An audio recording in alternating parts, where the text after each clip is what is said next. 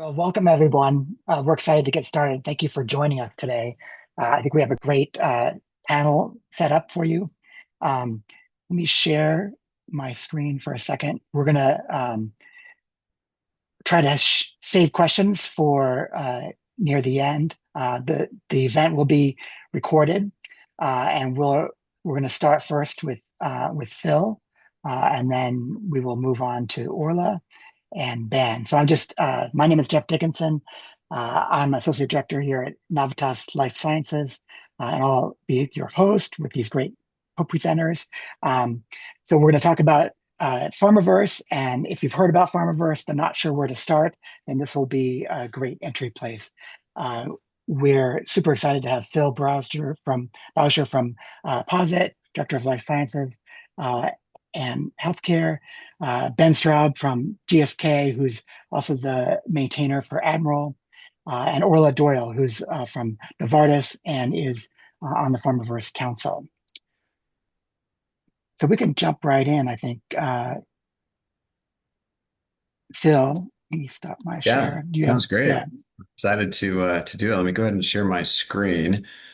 And I'm gonna tell me, Jeff, how long do I have so I don't Oh, steal each time?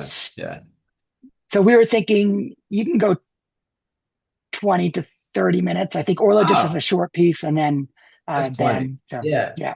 I'll shoot for 15, 20 pause and then we Yeah. can see what's going on. All right, let me share my screen and I'm gonna take you through some stuff. Yeah, here we go. So let me open up a new one here. So, where we're going to start today is in a wild and awesome, beautiful community called the Pharmaverse. Um, a little history here. The Pharmaverse, I think, was born around 2020.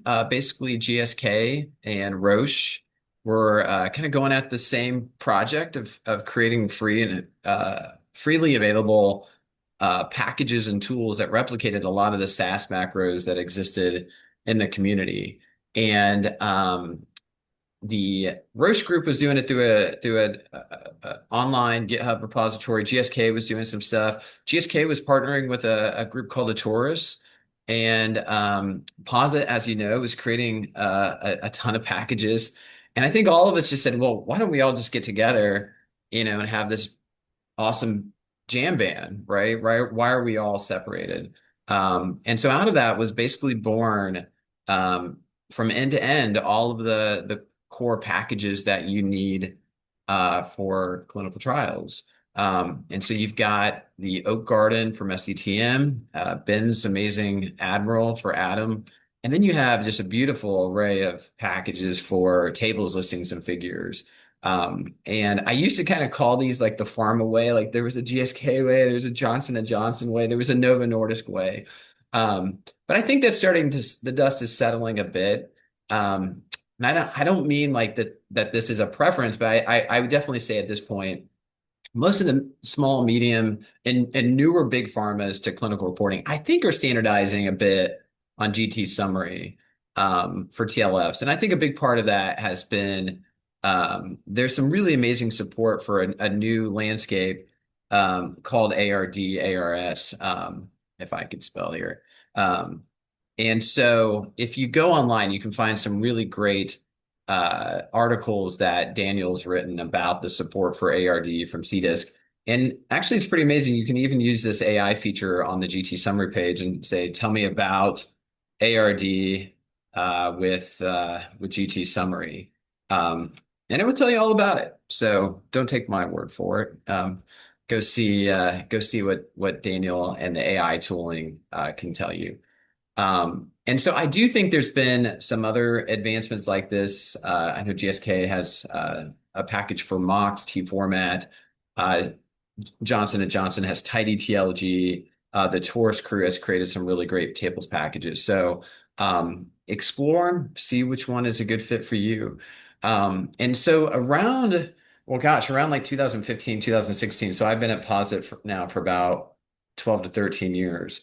And a big part, I'd actually say my professional life's work at this point has been trying to advance the use of open source for the drug development space. I do that in a lot of different ways. Probably the main way is I founded and helped run a conference called R and Pharma that happens every year. We got a lot of great stuff coming up. But the reason I mention this is because part of that effort, I maintain basically, I don't even know what to describe, almost a database at this point where I do this really painful exercise where I go through and I search through regulatory documents because, I know it's just so much fun to do, right? It's actually so painful because I haven't been able to find a way for AI to do it because it hallucinates it like insane and also can't access the PDFs. So what you're seeing here is actually most of this is by hand, which is way sad to even admit. But these are all new drug applications. I just updated this a couple days ago. I think I'm done now at this point, honestly. I don't know if I need to keep telling the story that you can use R for regulatory submissions. I think we're there. I mean, I would definitely say it has exploded in the last year or two. I think there's three reasons why. I think the standardization and the broad acceptance of the pharmaverse has driven that. There's this amazing group in the community that does pilots to the regulatory agencies. If you're not part of this, it's called the R Pilot Submissions Group. I think this has probably been one of the most impactful things, honestly, is just working directly with the regulatory agencies. So if you go to the meeting minutes, you can actually see who's attending, and the FDA is there. They're asking questions, they're giving feedback, and we're giving them thoughts, and we're submitting ideas. And there's some really amazing pilots that are happening right now.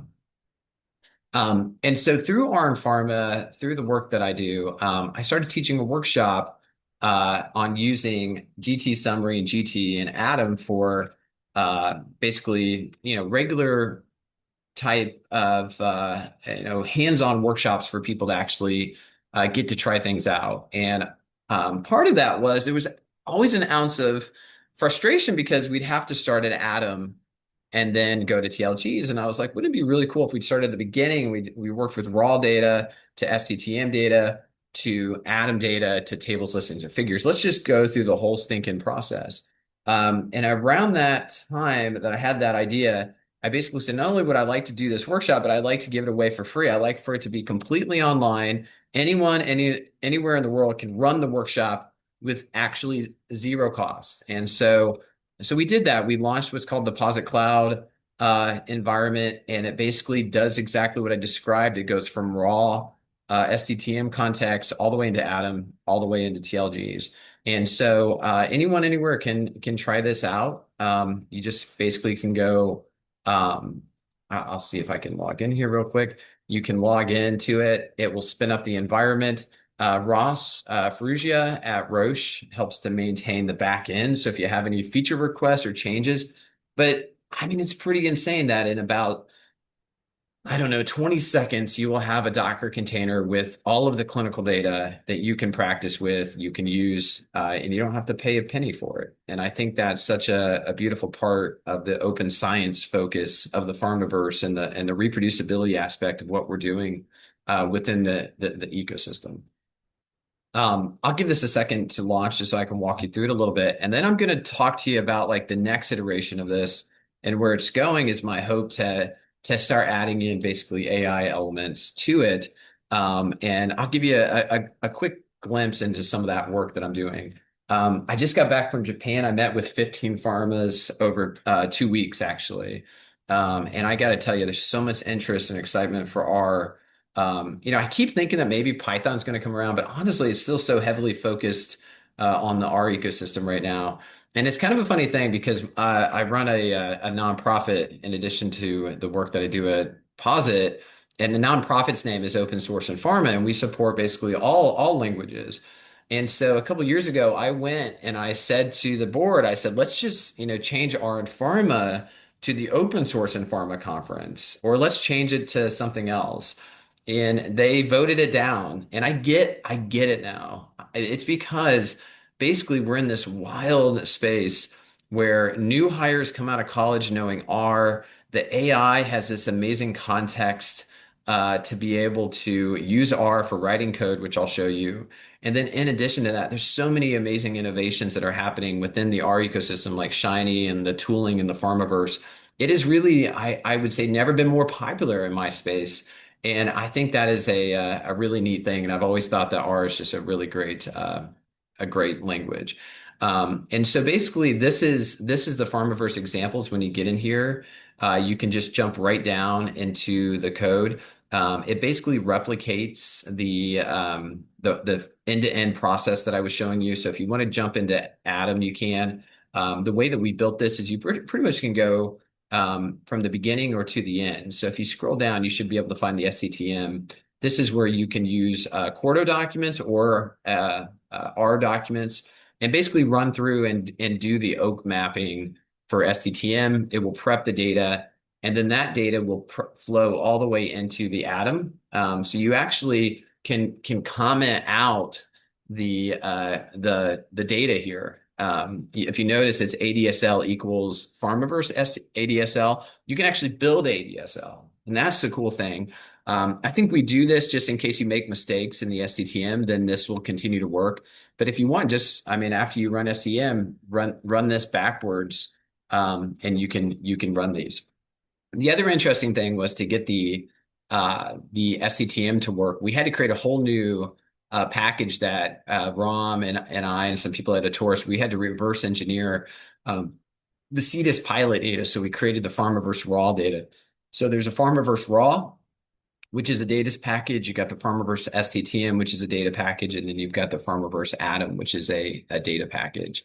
So you can see here, this is the pharmaverse STTM package, which is basically bringing in the prepped STTM. So you can prep it yourself, or you can use the data that exists.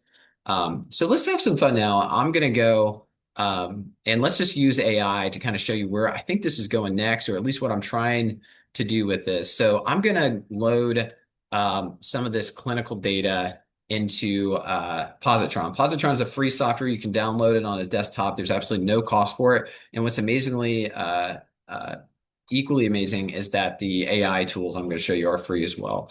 And so the one thing you do have to pay for is AI on the back end, but I think that's probably, you probably understand that.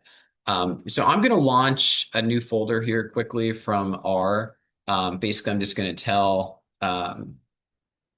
basically Positron that we're going to work with a folder in R folder. So I'm going to just create this Navitas AI. I'm going to click next. It should refresh the window. If you're on a desktop Positron, this might be a little bit different. You might notice I'm working in a server-based environment. That's usually because I'm working in a validated context. And so a lot of pharmas will put users all into a qualified environment. But basically, you see I've got nothing here. I don't have any link data, and I've got just a clean, fresh session. So the first thing I'm going to do is I'm going to open up what's called a Quarto document. And a Quarto document is basically just a reproducible workflow that lets you create code chunks that you can run independently. And so you can use this, or you can use an R script. It's perfectly fine. But just for the sake of today, I'm going to go from data to TLFs. And why don't we make a data viz as well, just to see what can come out.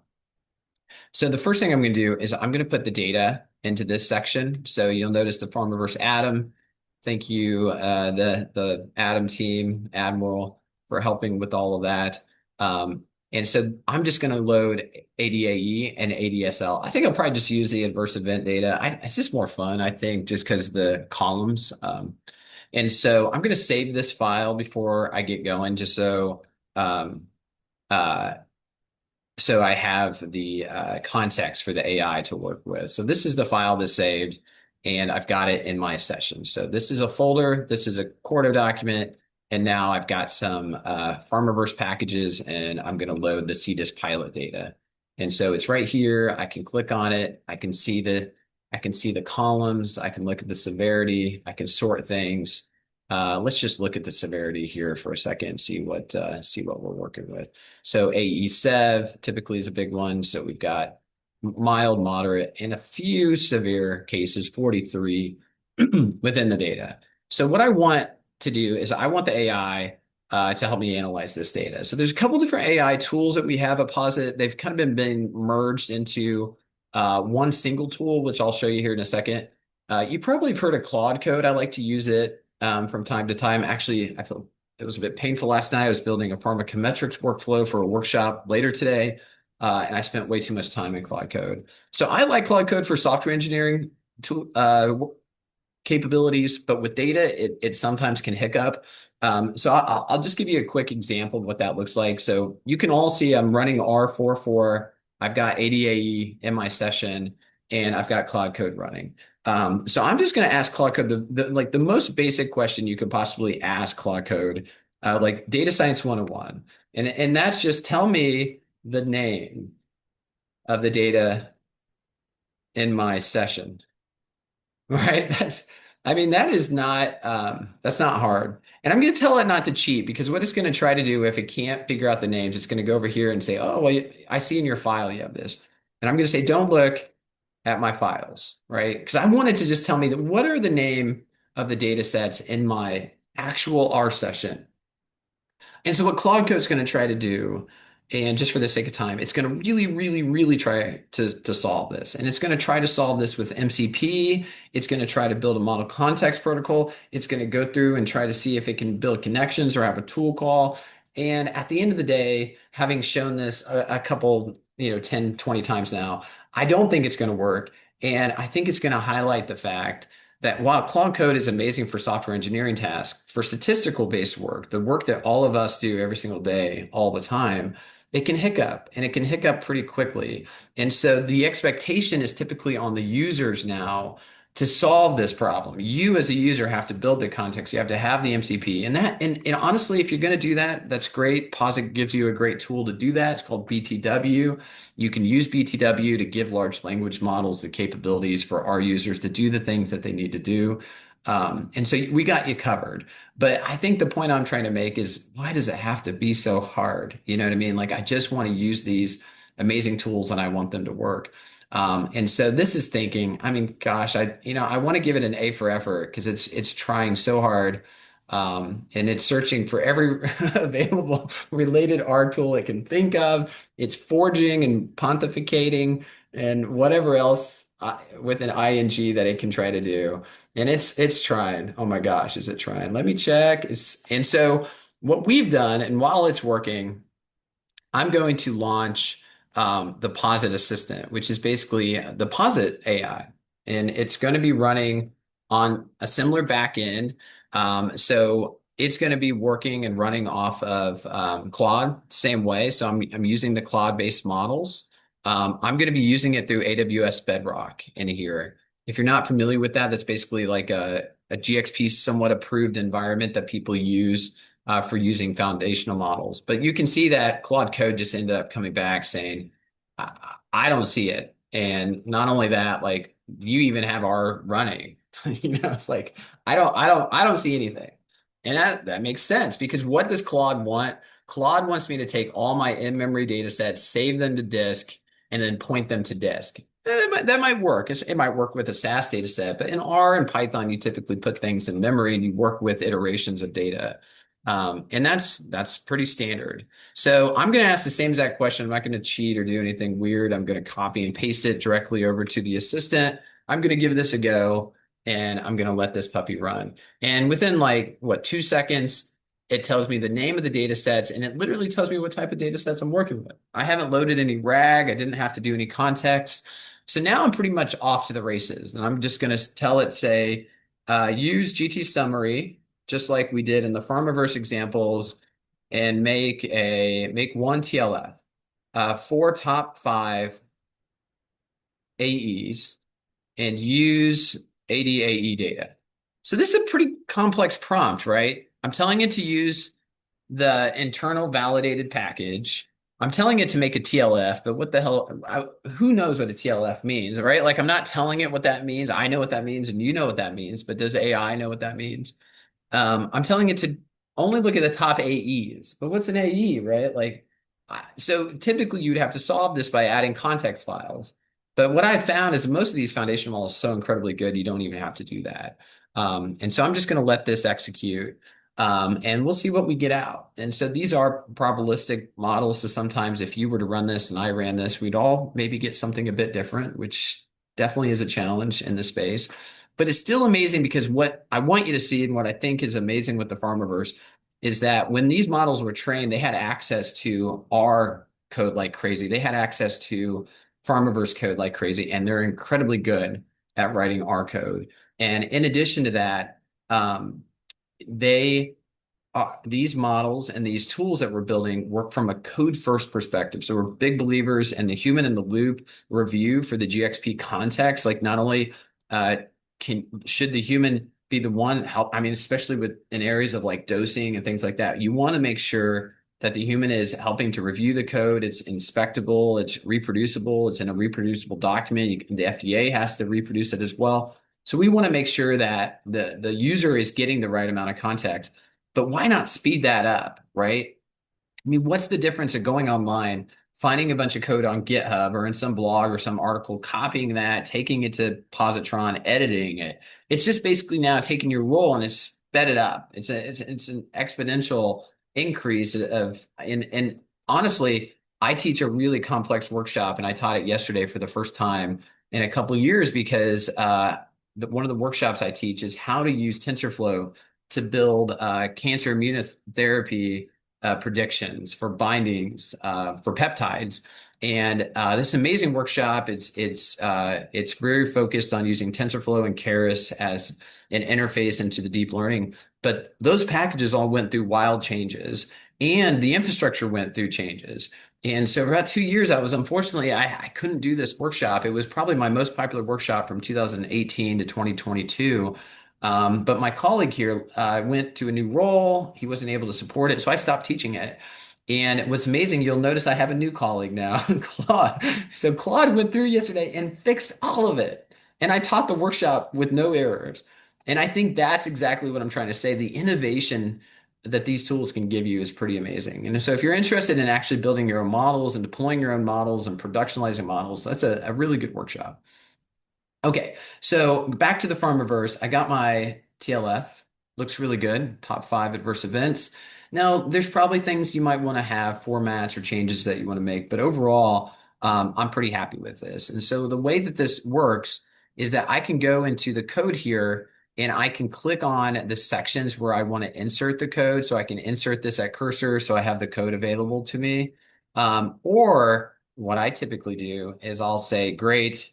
And just write it, write the code into the file. And sometimes I'll give it the name just so it's not guessing too much. So so I'm gonna go AI.qmd. And so what this is basically going to do is run a tool call so that the AI tool has access to this file and it can write into it. And it's going to run a little job and you'll see it.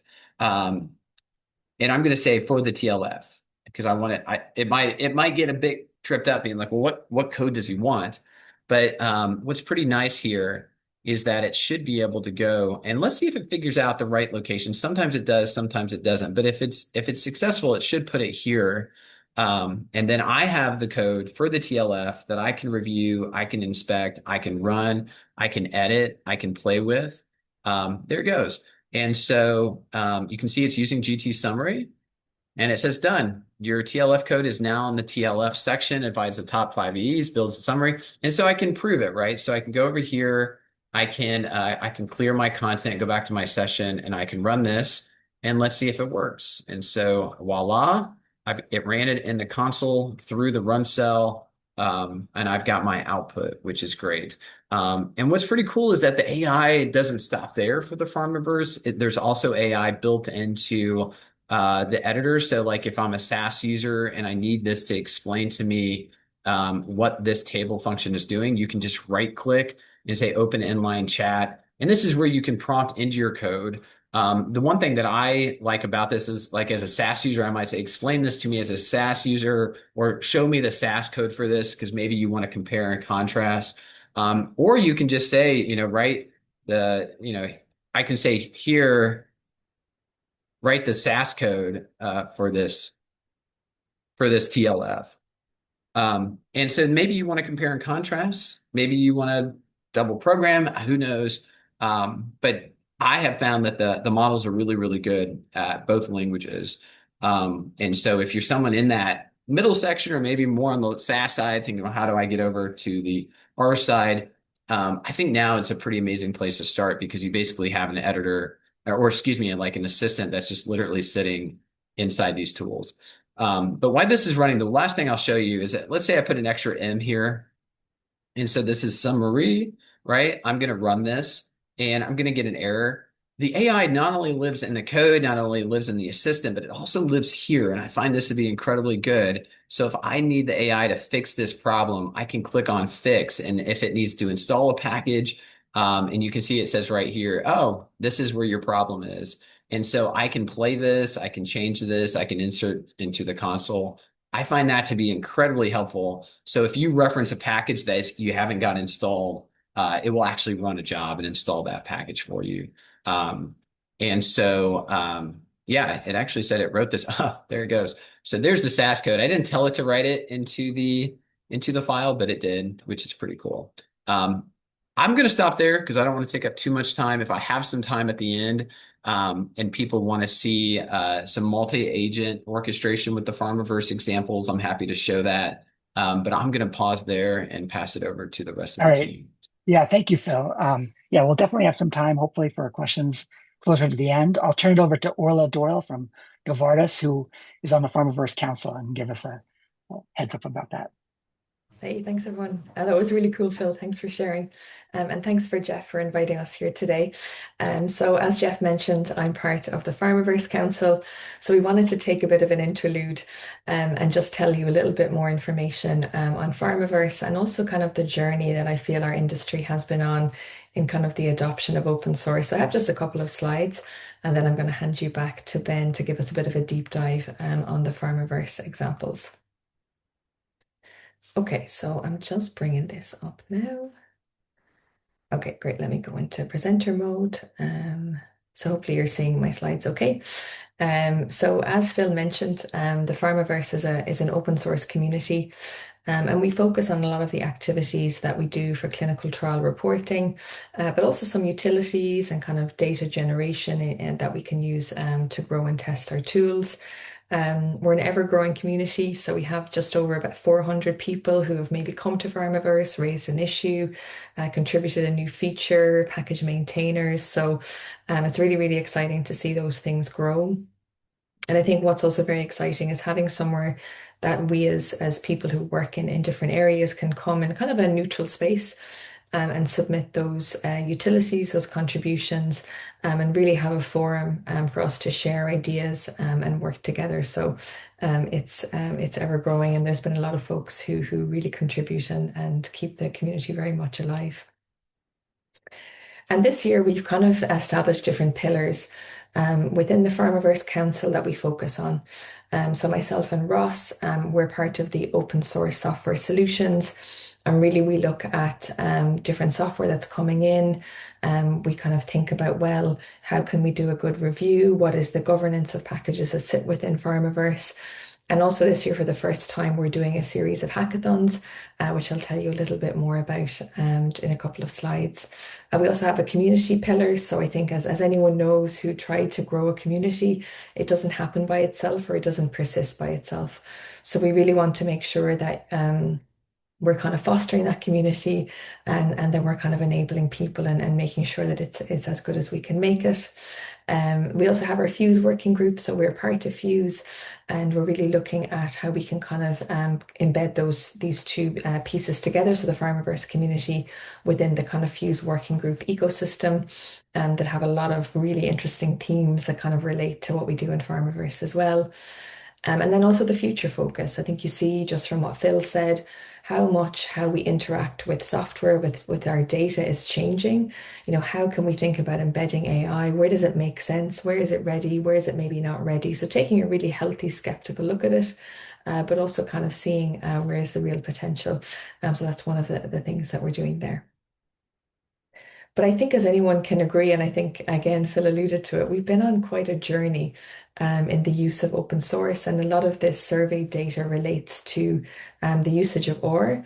But of course, we see Python, other languages like Julia, very much emerging as well, things like React for our UI. So here, this is kind of a survey that we've done this just last year as part of the pharmaverse Council. And here we see percentage of companies who are expecting to increase their usage of OR is at 90%. So really, we see a very strong signal here of appetite to increase. And again, as Phil very nicely showed us, we have different stages, of course, typically in our reporting. It goes from data set generation to creation of those kind of tables, figures, listings, and then also our interactives. So we can see here that, OR is really increasing. Maybe in data sets, it's more on the quality check side, but really we see quite a strong use in our TLGs and also our interactives, naturally it being the kind of go-to technology there. So really interesting to see how OR is being used across the spectrum. And of course, there are some companies that are saying, okay, we don't currently plan to use these technologies either just yet or not in the future. So it's kind of gives us a bit of a spread here as well. And again, this is just a heat map to say like where are the really, areas that have kind of a lot of usage, and no surprises here, right? It's typically the interactive displays, and then also the tables, figures, and listings, with kind of the data sets being kind of the emerging thing as well, particularly with Adam being quite well established with packages like Admiral. And then what's really interesting is like new languages like Python. And I feel sometimes our job is to kind of always change, always be seeing how can we do things better, what is the best tool for the job, and trying as much as we can to be agnostic to what that particular language is. So for Python, we see, there is kind of this, it's still early days, I think, but there are packages that are Python based. In the pharmaverse, we absolutely welcome, all open source languages. And here we can see that the usage of Python is primarily kind of in that exploratory experimental stages, with some people looking at it for things like SDTM or having it for future plans. And it's particularly useful, of course, for things like utilities, workflows, a very natural home there for Python. So even though we've made this really big trend towards OR, I think we may also see that kind of, emerging to different tools as well. So it's always an exciting space, and I think we're never bored with these new transformations and developments. And then this is probably like one of my last slides, but I think it's also important to think about how do we do these things? How do we actually make these changes within our organizations? And really the top one we hear all the time is thinking about change management. So when you're asking someone to try something new, you're asking them to try something new at scale, how can we really achieve that? So here we looked at, we see the strong internal OR champions. So people who are really knowledgeable will help to grow this in our teams, having the support of your leadership. I think training, upskilling, nothing very surprising here, but I think, helpful to see what are those key areas for success as well. And the business impact. So someone might be saying, well, why should we do this? And really the key one that comes out from these surveys is increased analytical capabilities. So this is something that we've definitely experienced in the company that I work with in Novartis.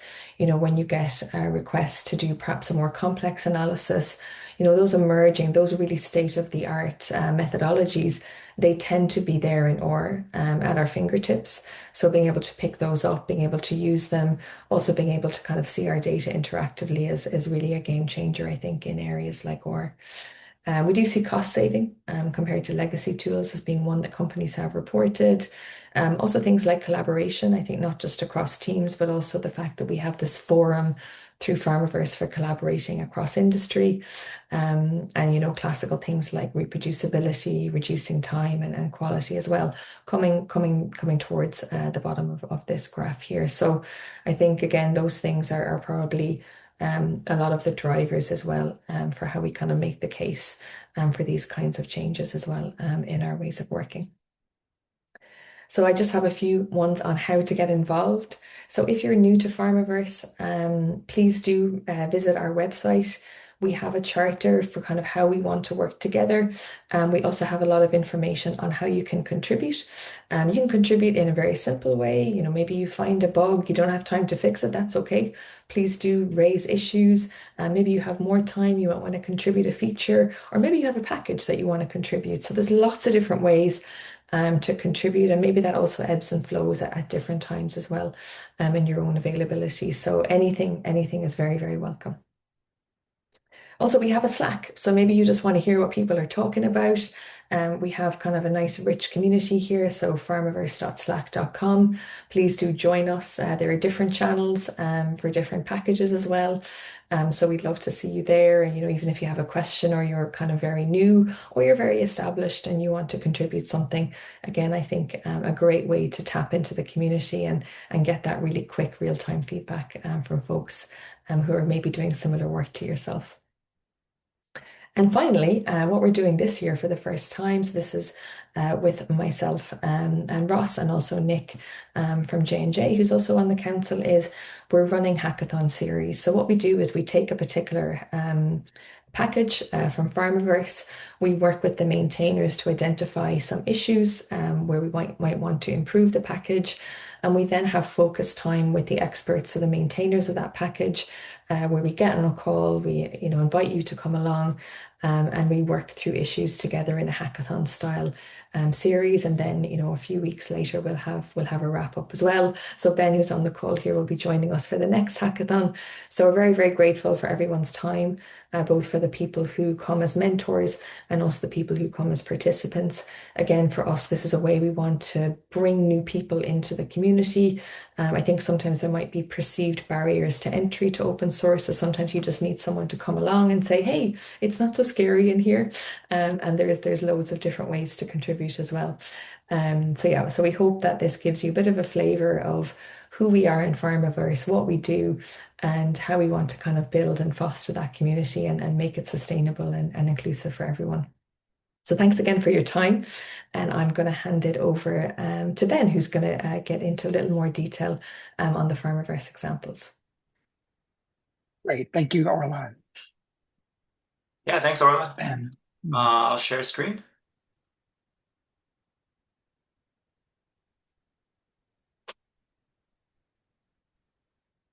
Yeah, so is it visible, Jeff? Okay. Great. Yeah, so I just wanted to cover a little bit of the resources within the Pharmaverse and kind of talk a little bit about some of the packages I work on and how to get involved a little bit.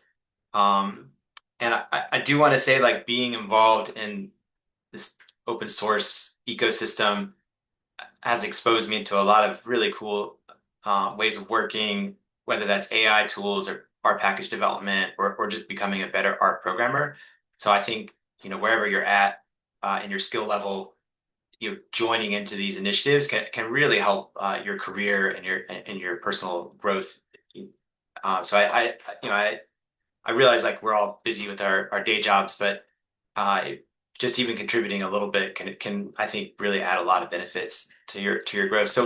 So for me, like, I'm going to go through each of these little sections today. Just I do have some slides, but I'm actually just going to go right to the resource. But I did want to kind of just highlight a couple things on the Pharmaverse org site that Orla mentioned, and then we'll dive a little deeper into the Pharmaverse examples. I do want to talk about the blog a little bit, which I think I really love and enjoy, and then talk about Admiral in the sense of, like, how it's set up in the open source ecosystem in terms of, like, reporting a bug or a new feature or reviewing documentation. And then I just really want to highlight these data packages, which I do think are very valuable tools when you're trying to make your own internal documentation at your own company, or you're trying to test something out, or you're trying to do a reproducible example because of a bug you found. These data packages, I think, are a neat initiative. So with the Pharmaverse website, I did really want to highlight this this beautiful graph that someone made. I don't even know who made this anymore, but it just shows the packages that have been developed and the people who've been involved over the years. And sorry, it's a lot of flashing lights, but I think it's really neat to kind of see how people are contributing and what they're involved with, and what they're the kind of breadth of the contributors. So I do think this is kind of neat to see because open source definitely has this like, well, who maintains it? And right here we have the group of people who maintain all these kind of open source packages, which I love this graph. But I did want to highlight too that at the top here, most of the links that I'm going to go over in just a couple minutes are all linked on the pharmaverse.org website. So you can just bookmark that and then know to come, to go to the Slack channel, the example site, the blog, or dive into the GitHub. So pharmaverse does have its own GitHub, but not all packages involved in the pharmaverse are listed here. So this is just a few that have been developed straight on the pharmaverse website or pharmaverse GitHub repo. So if you are kind of interested in developing a package collaboratively with other folks, the pharmaverse can provide a GitHub repo, which does have some benefits in that it's easy to link to other stuff and to find resources and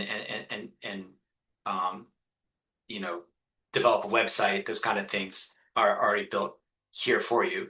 But I do always love viewing like the folks that are active on their repo. So you can see that ANCA, this is a Shiny app to perform non-compartmental analysis, is very active along with Admiral. So it's always kind of neat to come in and see what packages are being worked on, and just see the overall flow of the package development. But again, just want to reiterate, these are not all the packages on the Pharmaverse. There's other ones like on Autoris's repos, GSK, Roche's own internal repo, or not internal, but their own external repo. So it's only a subset. The big one, and Phil definitely showed this in the beginning and then used the data in it, is the Pharmaverse examples site, which he brought up the SCTM data, which, oops, go back, which is just a small subset of pulling in the raw and using SCTM to build just a couple simple data sets. Atoms, because this was like the original, the OG of the Pharmaverse example site, it is a little bit farther along in terms of the data sets that have been developed. But what I think is so cool about these data set examples is that it kind of feels a little bit more end-to-end developed with we have a spec that we've written. It's not a fit for purpose spec. It's definitely a spec that is just for demo, so don't use it on your study. But you can get an idea of how to use Metacore meta tools to derive some of your variables or pull in predecessors or apply labels from your spec and write it out as a SAS transport file, so an XBT file using exporter. So it dives deep here and play by play of like a typical atom derivations of all the mini variables you're going to be doing. But like Phil said in the beginning, POSIT has been very generous to allow us to you can set up a free POSIT account and run this code yourself on a POSIT cloud instance. TLGs are always very exciting to see, and we saw a little bit of that in Phil's demo. But I did want to say there's some other cool little parts of the Pharmaverse examples where you're dealing with slides, documents. A lot of these, we spend a lot of time making Atom data sets and TLGs, but a lot of times those go into other documents later on, like for like the CSR or maybe some like stakeholder slides. So there's packages being developed and put on the Pharmaverse to deal with that. One thing that I'm very passionate about is logging, and there's been a lot of neat logging packages developed over the last couple years that everyone has a bit of an opinion of what kind of gets put into a log, and I think that's great, and I think we can build different packages to meet those needs, and Logger, Loggerex, and Whirl are all very specific to logging your R scripts, which is very important in our industry to show traceability and being holding us accountable. But each one kind of meets some slightly different needs, and I really suggest you guys check these out and pick the one that meets like your company's needs. And then we do have a little bit of a section on doing a submission where we talk about some of the key packages that could be used in submissions. And I don't know if dataset.json made it up here yet, but that's something I've been involved with over the last couple of years, is trying to move away from the legacy XBT format and maybe trying to move a little bit more into a more modern data type, which is dataset.json. So that's pharmaverse examples. I think it's a beautiful site. I strongly encourage folks to check it out. And if you see gaps or want other features, do let us know. The next thing I just wanted to highlight, and our MC Jeff Dickinson is highlighted here, who's a great blogger on this site, is just kind of showcasing some of the advancements either in pharmaverse examples or things that we're doing, for example, in Abril, where we've been adopting some of the AI tooling that's available to us, to like GitHub Copilot, and learning. And this is like my own personal journey, is like I in my day-to-day job, I don't really get exposed to like a lot of AI capabilities. Not yet, it's coming. But I actually got introduced to this, like, I guess about 8 months ago, with using GitHub Copilot in this agents.md kind of file. It's like a skills file for your AI, because it doesn't know what you want it to do. So you can kind of give it some guidance. But that was all through just being on the Avril team, that we were experimenting. It wasn't like on a study deliverable. And I got to exposed to GitHub Copilot and all these AI tools, and I've really just been blown away. The stuff that Phil was showing with the positron and the AI assistants, I mean, those things are big deals for our workflows. But anyways, more just blog posts from users of packages or package maintainers themselves, and they're just talking about their packages, what they're working on, small details like that. So I encourage folks to check out the blog. And then the next resource, as I did want to just highlight Admiral, not in the sense of like I am the maintainer of Admiral, I do work on it very actively, but just as like taking a kind of like, I think all pharmaverse packages have a GitHub repo. And what I think that's really important about that is that it makes it really easy to report a bug, or you're using a package and you think there should be some additional feature or maybe some kind of argument to enhance its capability. And what's great about these GitHub repos that store the packages is it makes it really easy to interact with users of the package. So you can post very easily a bug report or a feature, or if you think something should be updated in the documentation. So again, not to, Avril is just something I work on a lot, but all pharmaverse packages, I think it's just a requirement. I don't know if it's a requirement, but it's definitely a thing that's very useful. Have these GitHub repos and make it very easy to interact with users of the package. So definitely check that out. And then Phil did show that GT Summary had the Ask AI, and Avril also has that. So these are other kind of cool capabilities that you kind of see out in the ecosystem. And somebody, I think at POSIT in the dplyr package, was using this kappa.ai bot, and it got filtered over to GT Summary. And then we at Avril saw that GT Summary was doing that, so we wanted to do it. So it's like this spillover effect. I think it is really helpful to kind of see the tooling and resources that are available, because we all talk and we're all interacting on GitHub or Slack. And then the last two packages is, I just want to give a quick, like, there's a pharmaverse SCTM package and a pharmaverse Atom package. And because we work in an industry that's so regimented with patient data, like being able to share data with each other is really hard. And like if there's a bug, or you want to work on a new feature, or you just have a question about how something kind of works together, it's hard to come up with an example. And these two packages, I think coupled with an LLM can make it really easy to kind of reproduce something, or just show off something, like in like a new package can use this data to kind of build some documentation about how to work with it. So just pharmaverse SCTM and pharmaverse Atom, they're maintained by people within the Avril team. But I think they're neat little packages that contain quite a few data sets. So pharmaverse Atom takes Avril templates and fires that code off and makes simple atoms that you can easily access. These are very similar to what was done with the CDISC pilot data sets that were done in ancient times, 2008. And same with the pharmaverse SCTM.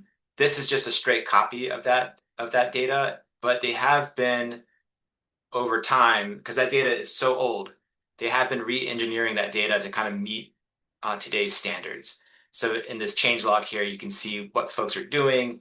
And they've also started making their own data set scope to different therapeutic areas, which I think is really important when you need a specific kind of, like the CDISC pilot data only does so much. And if you're interested in metabolic or pediatrics or neuro or even oncology, like that kind of data isn't so readily available.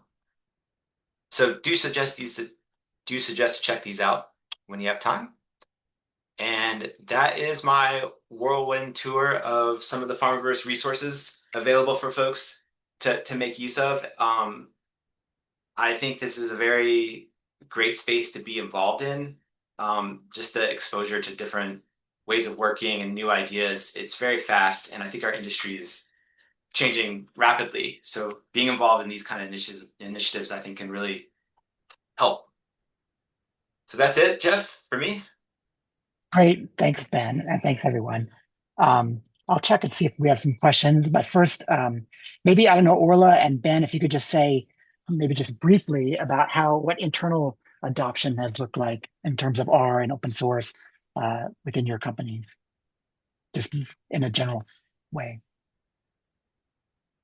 Yeah, they're very excited about adopting R at GSK for sure. I think it's really fun to see some of the like at Fuse this year. I noticed there was way more presentations around R than there were around other legacy languages, and I thought that was a big sea change. And some of those were from GSK, but there was Pfizer, Novartis, like just every company seems to be doing something in the R space. But even smaller CROs and vendors are now doing open source presentations.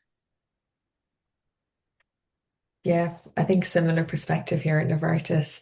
I think a lot of excitement, a lot of like instead of kind of why questions, like how questions, does it make sense for this particular thing? So I think that's really nice to see that transition into kind of how are we going to do it? Where does it start? And I think we've taken a similar path to companies who've kind of adopted a little bit earlier, kind of starting with QC, kind of saying, hey, how does this compare to kind of what we're very familiar with? And then building up our confidence piece by piece. But again, I guess I can't underemphasize that change management piece, talking to people saying, when you hear of or what are you excited about? Or in our existing tooling, where is there a gap or a bottleneck? And then if you can say, okay, how does or open source help you? And then you tie it to something that people really care about or that people are frustrated with. I think that's what's been really, really helpful. I think if you approach it as a translation exercise, it's maybe a bit like, okay, but then okay, I'm using a different language, but things are still the same. So I think you have to kind of make sure that it's transformative, like it's fixing something as well, and it's value based, because I think that then makes that transition a lot better, a lot easier. And I always come back to things like interactive displays, like with Shiny. Like we simply can't do that with SAS. So that's a real clear one where people are like, oh, cool. So like we could be looking at data in this way. So I think again, it's all about tying it to the value proposition for both the people and also what the study needs. And I think that's been a real help for us in getting people engaged. And yeah, excited to hear all the how questions coming through, which is really great. And then Phil, if you want to jump in too, any comments on that? Help remind me the question real quick. Oh, sorry, just in Yeah. terms of adoption. I know you're more on the other side of the coin, maybe, Yeah. but you see the adoption and you see different companies using it in different ways, maybe. So Yeah. I mean, in my role at POSIT, it's quite unique because I sit in so many different areas of drug development. Like pretty much every time I engage with a pharma, I never know where I'm going to go. I always kind of feel like every pharma is like 30 little mini businesses. It's like all the way from like drug discovery and genomics all the way into the very end. And there's so many different groups that fall in those pieces. But I mean, just last week I went to Cambridge and taught a workshop on genomics, and just before this today, I was teaching workshops on using AI for regulatory side of things. Probably my favorite adoption piece right now, or the talk that I thought was quite interesting, was at Fuse a couple weeks ago. Vincent at Roche gave a talk about orchestrating agents, similar to what Ben was talking about, and I would say that's been pretty heavy focus right now. But a lot of that still has a lot of challenges. So I think that's probably the biggest piece where I'm spending most of my time is trying to understand how do we actually get AI to work in a context and regulatory that makes sense? How do we get users to fall into a pit of success with AI? And not only users, how do we get the agents to fall into the pit of success? So yesterday I was working probably 2 or 3 hours on a pharmacometrics workshop. And at the very end of it, I finally got everything to work, and the agents went and installed packages from some public repository it wasn't supposed to use. And even though I had specifically told it in 6 different locations not to do that, it still did that. And then when I ask it why, it's like, I'm so sorry. You're right. I have failed, and it's like, I don't want you to be overly apologetic. I just need to understand how to I control this. And that is the piece right now I think is quite challenging for people. So yeah. And then for people coming from a SaaS background, or where do you think is a good place to start, or the best place to start, or what are hurdles that they encounter? And then if we build AI into the mix, how does that change the equation, do you think? I think the rise of these LLMs have made like if you're wanting to move from SaaS to R, the LLMs are so helpful to ask questions, to get detailed, like even examples, and you can ask it to use like pharmaverse packages, but tidyverse packages also could do a lot of the heavy lifting. So it's like it's like I feel like this time right now is like use with what's been put out there, like with the pharmaverse, our pharma, POSIT, coupled with the LLMs. It's like a real great time to be like learning another language. It's it's amazing right now. And then maybe some things I've seen is like if we try to, with a human, translate our code line by line, like, okay, that's how I would do it with SAS. So I'm going to do it SAS style in OR. I think that's maybe somewhere where we get it wrong.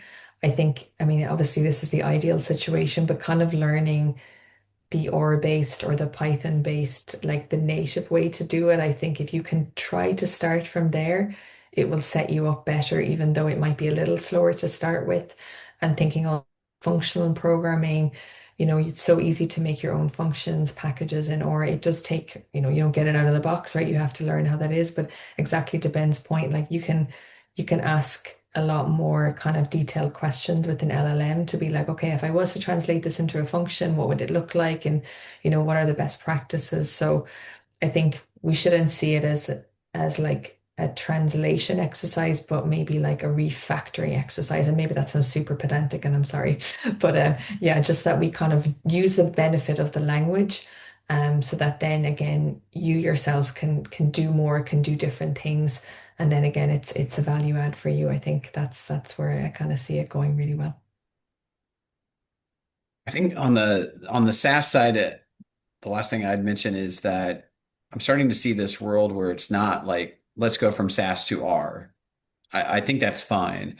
But I think with the tooling nowadays, I'm seeing more of choose your own adventure. And so if you are someone who wants to do it in R, fine. If you want to do it in Python, fine. If you want to do it in SAS, fine. I think the IT, the leadership organizations are being challenged to be like, we're going to give a polyglot platform available that just makes these tools available to the users can pick which ones they want to use. And I think that's a key thing with Positron that we're trying to help accommodate in that because it's a VS Code forked editor, there's a SAS extension there. So you can, if you got SAS, you can have SAS. If you're using the Altair SAS, it has an extension. So the extension capabilities within Positron make it truly polyglot, meaning multilingual, but not multilingual from an interoperability perspective, like actually interacting purely from that language perspective.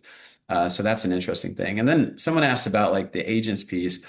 I was just at Fuse, and a lot of groups, and just got back from Japan. A lot of groups still haven't even begun to go down this path. So I think what I'm showing is very much probably very ahead into the space, but I think that tends to be where I live. So certainly groups are still trying to figure out as the dust settles. If you're trying to figure out the AI piece, the best group I think to hang out with is the R Pilot Submissions group is doing some really great work there. So yeah. All Great. right. And thanks, everyone. I'd just like to really thank our panelists for taking the time today to help present to us. And then just a reminder that this was recorded, and so that you can, if you know someone who would benefit from seeing this, be sure to share the recording. And if you have follow-up questions, you can ask those as well. Send us an email. So thanks, everyone, again, and great to see everyone here. And wish you the best in the rest of your day.